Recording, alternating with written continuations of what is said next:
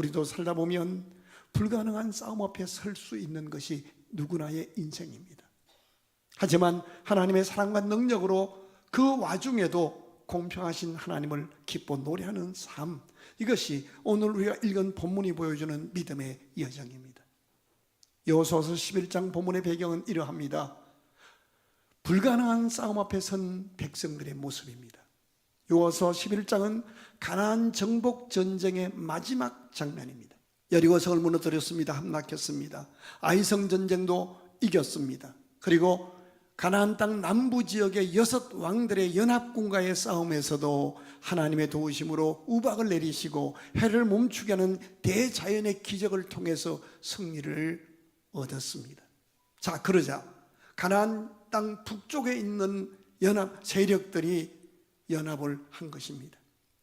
하솔 왕 야빈이라는 사람을 중심으로 해서 그들이 모입니다. 모여서 메론 물가에 모여서 수많은 군대와 말과 병거를 모으고 여호수아의 군대를 향해서 대적을 하고 있습니다. 이 모습을 4절은 이렇게 표현합니다. 4절 같이 읽겠습니다. 시작. 그들이 그 모든 군대를 거느리고 나왔으니 백성이 많아 해변에 수많은 모래 같고 말과 병거도 심히 많았으며 어마어마한 군대가 모여온 거예요. 말, 병거, 탱크란 말이에요. 힘이 많았습니다. 인간적으로 보면 여호수아의 군대, 믿음의 사람들의 군대가 도저히 이길 수 없는 불가능한 전쟁이었습니다. 이스라엘에는 말과 병거, 전투 장비 없습니다. 왜? 430년 동안 남의 나라에 종살이 하다가 간신히 구출받은 민족이기에 그런 장비 없습니다. 이 두 모습이 바로 오늘 저와 여러분이 세상을 살아가면서 맞이하는 삶의 현실이기도 한 것입니다. 가정에 문제가 있어요. 어떤 가정은 건강에 위기가 있어요. 어떤 가정은 관계에 상처가 있어요. 어떤 가정은 신앙의 시험 앞에서 서 있어요. 그래서 우리는 종종 이렇게 고백할 수밖에 없습니다. 하나님, 내 힘으로 어쩔 수가 없어요. 이것만은 안 됩니다. 나 이제 어떻게 해요? 이것이 우리의 실상이고 너와 나의 연약한 현존입니다. 그러나 본문을 계속해서 읽어 내려가다 보면 연약함의 자리, 그래서 좌절하고 두려워할 수밖에 없는 그 자리, 앞길이 보이지 않는 그 막막한 자리가 하나님의 일하시는 자리임을 알게 됩니다. 여기에 우리의 소망이 있습니다. 하나님은 여호수아에게 이렇게 말씀합니다. 그들을 두려워하지 말라. 오늘 네가 만난 그 문제를 두려워하지 말라. 내일 이맘때에 내가 그들을 이스라엘 앞에 붙이시리라. 6절 같이 보실까요? 여호와께서 여호수아에게 이르시되 그들로 말미암아 두려워하지 말라. 내일 이맘때에 내가 그들을 이스라엘 앞에 남겨주어 몰살시키리니. 여호수아는 자신의 힘이 아니라 하나님의 약속의 말씀을 붙잡았습니다. 자신의 힘으로는, 통장의 돈으로는 이 문제를 해결할 수가 없습니다. 그런데 하나님이 약속하셨습니다. 그리고 그 약속을 붙잡았습니다. 그랬더니 하나님께서 이스라엘에게 그들을 손에 넘겨주셨다고 약속합니다. 우리가 더 이상 할 수 없다고 느낄 때 하나님은 말씀하십니다. 사랑하는 아들아, 딸아, 이제 내가 일할 거야. 시편 73편 26절은 이렇게 기록합니다. 내 육체와 마음은 쇠약하나 하나님은 내 마음의 반석이시요 영원한 분기시라. 고린도후서 12장 9절 한 구절 드리겠습니다. 나에게 이르시기를 내 은혜가 너에게 족하다. 이는 내 능력이 약한 데서 온전하여짐이라. 우리가 연약할 때 하나님은 온전케 하시는 능력으로 임합니다. 아멘. 우리의 부족함은 하나님의 능력이 흘러들어오는 통로입니다. 그래서 정말 막막할 때 입술을 주의해야 합니다. 안 된다고, 나는 팔자가 기박하다고, 나도 돈 많은 금수저로 태어났으면 좋겠다고, 그런 말 하지 마세요. 하나님의 언약을 붙잡으세요.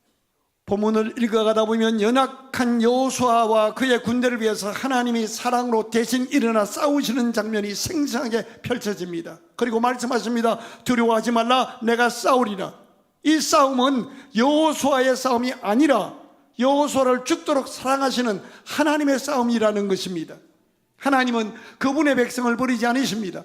약속하신 대로 말씀대로 싸우십니다. 출애굽기 14장 14절 같이 읽겠습니다. 여호와께서 너희를 위하여 싸우시리니 너희는 가만히 있을지. 여기 이 현장이 어떤 현장이에요? 홍해 앞에 섰을 때에 길이 보이지 않습니다. 다 죽게 되었습니다. 그때 많은 사람들이 우리가 매장지가 없어서 여기까지 끌고 와서 물에 빠져 죽게 하려고 하느냐라고 모세를 향해서 돌을 들고 죽이려고 덤볐습니다. 그때 하나님 말씀하신 것입니다. 여호와께서 너희를 위하여 싸우시리니. 여러분, 신앙생활 하시면서 그냥 종교생활 하지 마세요. 하나님의 살아계심을, 약속대로 싸우심을 체험할 수 있기를 주의 이름으로 축원합니다. 기독교는 종교가 아니라 생명입니다. 시편 46편 10절은 이렇게 말합니다. 너희는 가만히 있어 내가 하나님 됨을 알지어다. 그리고 로마서 8장 37절은 이렇게 약속합니다. 이 모든 일에 우리를 사랑하시는 그분으로 말미암아 우리가 넉넉히 이기느니라. 하나님은 우리를 죽도록 사랑하시는 그 사랑으로 우리를 싸우십니다. 이기게 하십니다. 이 여호수아 이 시대 이 사건은 가공된 설화가 아니라 실제 역사적 사건이에요. 여호수아의 군대, 몇 명 안 되는 그 군대와 가나안 북쪽의 여러 세력들이 연합한 이 전쟁은 실제 역사적 기록이란 말이에요.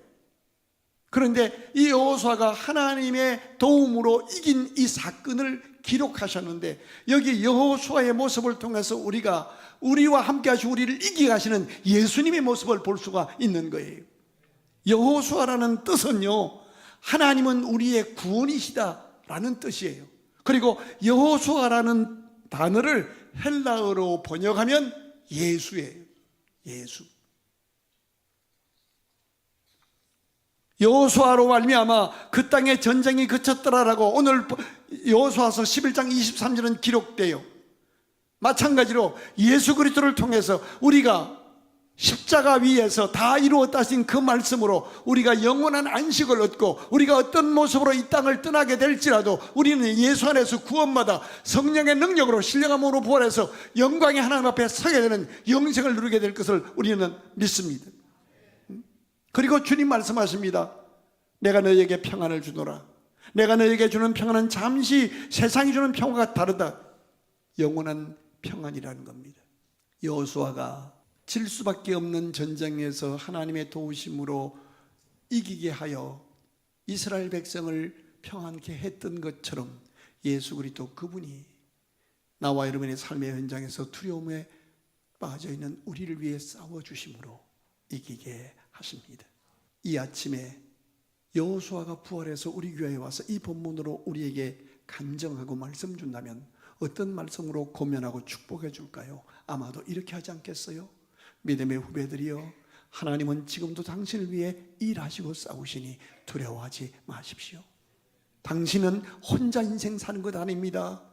팔자 타령하지 마십시오. 하나님이 함께 하시니 하나님의 약속을 붙잡고 일어나십시오. 때문에 인생의 전투는 전략이나 경험의 문제나 물질의 문제가 아니라 믿음과 순종의 문제이니, 당신을 지으시고 당신을 지명하여 부르시고 구원하시고 천국을 예배하신 그 하나님이 여러분과 함께 하시고 싸우고 계시니 믿음의 주요 온전케 하신 이 주님 바라보고 다시 도전하여 일어나 가정을 이끄십시오 라고 말씀하리라고 믿습니다. 이점에서 우리가 반드시 기억하고 가슴에 새겨야 할 중요한 사실이 있습니다.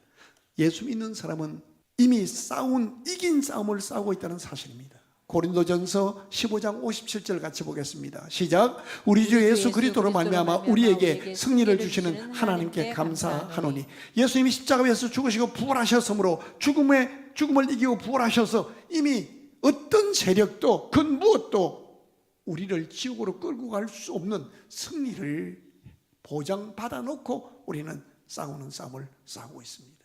우리는 어떤 모습으로 인생이 마감될지라도 구원받은 하나님의 백성입니다. 그런데 여기서 하나님이 당부하신 말씀이 본문에 있습니다. 6절입니다. 이게 결론인데요. 같이 읽어요. 시작. 여호와께서 여호수아에게 이르시되 그들로 말미암아 두려워하지 말라. 내일 이맘때에 내가 그들을 이스라엘 앞에서 넘겨줘 몰살시키리. 한 방에 해결하리니, 그 다음이 중요합니다. 너는 그들의 말 뒷발에 힘줄을 끊고 그들의 병거를 불사르라 하시니라. 이게 무슨 뜻인가요? 따라가십시다. 화근을 남기지 말아달라. 무슨 의미인지 아세요? 말, 병거, 이거는요 세속적인 자랑거리입니다. 이스라엘 백성은 병거를 본 적이 없어요. 430년 동안 종살이하면서 벽돌이나 굽고 살았던 사람들인데, 가나안 땅에 들어오니까 기골이 장대한 그들이 연합해서 말, 병거를 가지고 온 거예요. 전쟁에서 이제 이겼습니다. 하나님의 능력으로 한 방에 그들이 몰살되었습니다. 들어갔으니 얼마나 말과 병거를 보면서 그 준마들, 백말, 흑말 타고 싶겠어요. 하나님의 능력으로 이겨놓고도, 예수의 죽음과 부활로 구원받아 놓고도, 천국을 약속받아 놓고도 세상 살아가면서 세상 사람들이 자랑하는 돈, 권력 이런 걸 보면서 나도 순간순간 그것을 부러워하고 그것에 탐욕에 걸릴 때가 있다는 거예요. 아니다, 필요하지만 하나님 함께 하시니 나는 하나님의 은혜로 살리라, 이 고백을 하고 하나님 한 번만으로 어떤 형편에서도 감사하고 자족하고 공평하신 하나님 노래하며 살리라 다짐하고 나가달라는 거예요. 화근을 남기지 말라는 거예요. 또 하나 화근이 있습니다. 안악자손입니다. 거기에 있는 안악자손들 굉장히 대단한 자손들입니다. 그런데 그들하고 연관 무슨 말인가 하면, 안악자손이라는 의미는 예수 믿고 구원받아서 천국을 향해 가고 있는 나에게 어둠의 영향력을 끼칠 수 있는 인간관계를 온전히 정리하라는 거예요.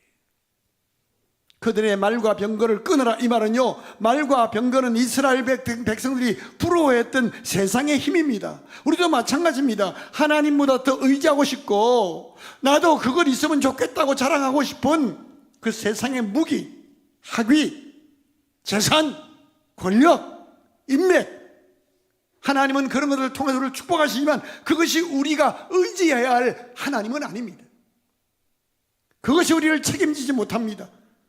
자, 이사야 31장 1절 같이 읽겠습니다. 이사야 31장 1절 크게 시작. 도움을 구하러 애굽으로 내려가는 자들은 화 있을진저 그들은 말을 의지하며 병거의 많음과 마병의 힘이 강함을 의지하고 이스라엘의 거룩하신 이를 앙모하지 아니하며 여호와를 구하지. 하나님께 기도하는 거 안 하고 사람에게 가서 이렇게 하고 있더란 거예요. 그런 사람에게 복이 있을진저 화 있을진저. 전리품처럼 보이는 세상의 성공, 작은 욕심 하나가 결국 화근이 될 거라는 겁니다. 여러분, 어떤 일에 성공한 다음에 꼭 기억하세요.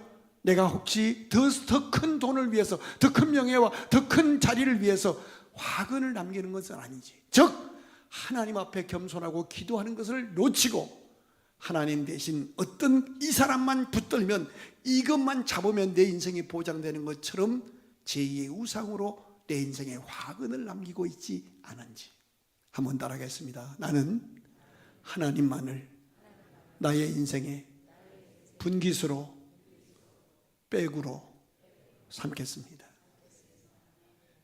다시 말씀드려요. 그들이 남긴 말과 병거는 이스라엘이 늘 흠모하고 부러워하던 강대국 이방 나라들의 전쟁 장비입니다. 오늘날에도 여전히 기독교인들이 예수 믿고 구원받았다고 말하면서도 그들의 마음속에는 그 세상 사람이 자랑하는 그 무엇에 대한 향수가 있고 그것을 흠모하는 것이 있잖아요.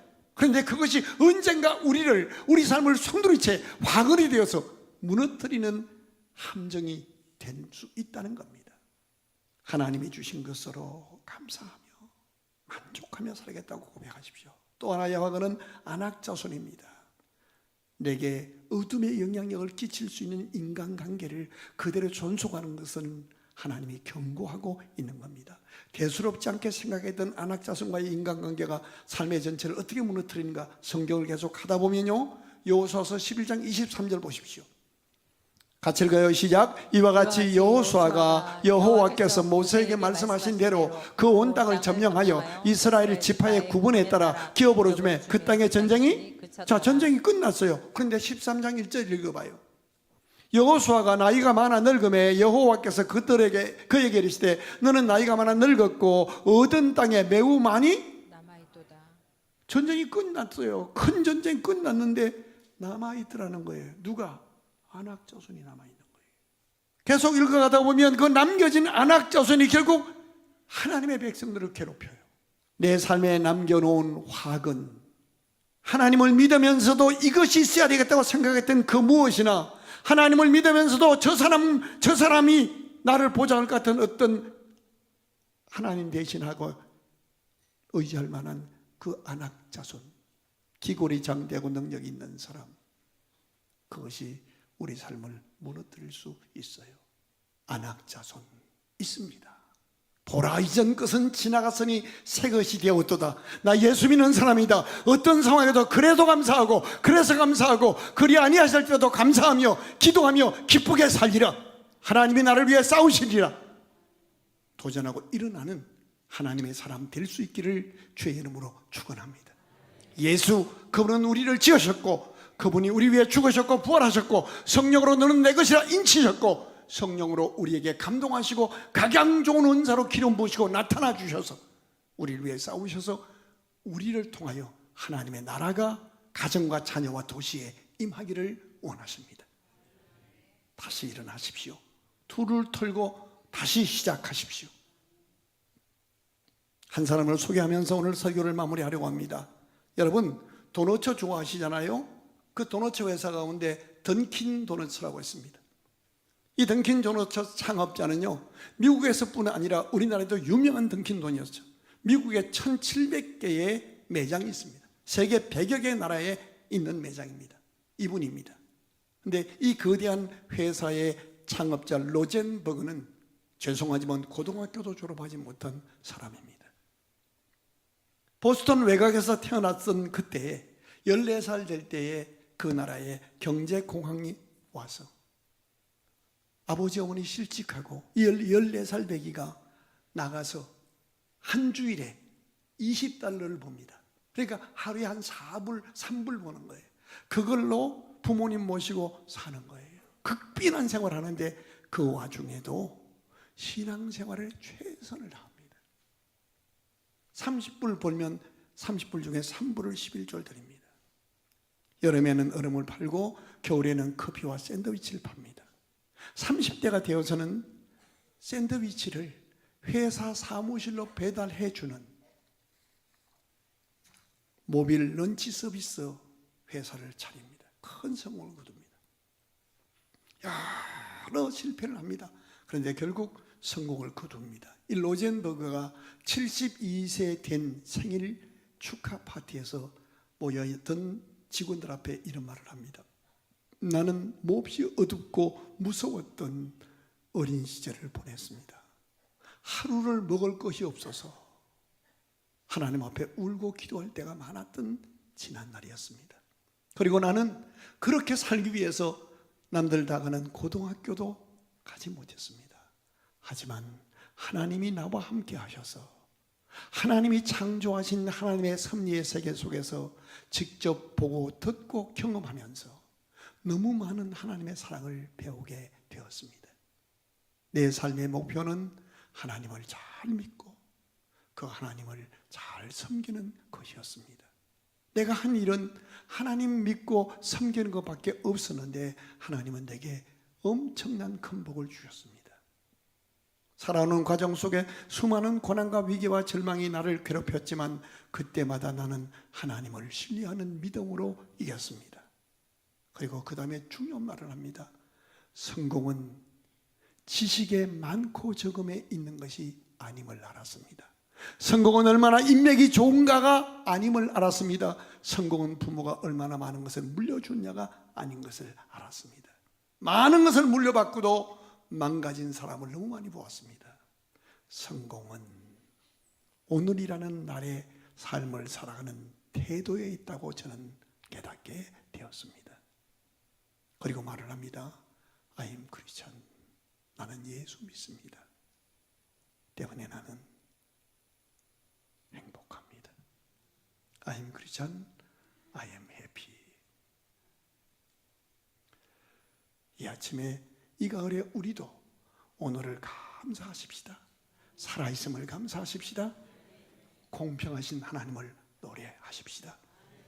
그런 우리 때문에 하나님이 일어나시고 싸워주셔서 하나님이 우리를 인도하셨다라고 개성하고 간증할 수 있는, 그런 예수 믿는 나 때문에 고맙다고 행복하다고 감사하다고 말할 수 있는 사례를 받을 수 있는 우리 모두가 될 수 있기를 주의 이름으로 축복합니다.